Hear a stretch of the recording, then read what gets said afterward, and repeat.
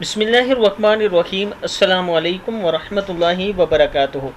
عابد راجہ channel کی طرف سے آج میں اپنے دوستوں کو حضرت ابوبکر صدیق رضی اللہ تعالی عنہ سے نبی اکرم صلی اللہ علیہ وسلم کی گفتگو کے بارے میں بتاؤں گا کہ غار ثور میں آپ صلی اللہ علیہ وسلم سے حضرت ابوبکر صدیق نے کیا پوچھا تھا۔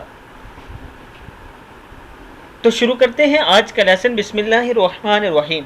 حضرت ابوبکر صدیق رضی اللہ تعالیٰ عنہ نے بیان کیا کہ جب ہم غار ثور میں چھپے تھے تو میں نے رسول اللہ صلی اللہ علیہ وسلم سے عرض کی کہ اگر مشرکین کے کسی آدمی نے اپنے قدموں پر نظر ڈالی تو وہ ضرور ہم کو دیکھ لیں گے۔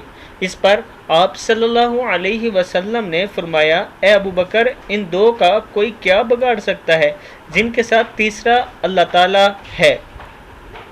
صحیح بخاری کی ہے کہ نبی اکرم صلی اللہ علیہ وسلم نے فرمایا، ان دو کا کوئی کیا بگاڑ سکتا ہے جن کے ساتھ تیسرا اللہ ہے۔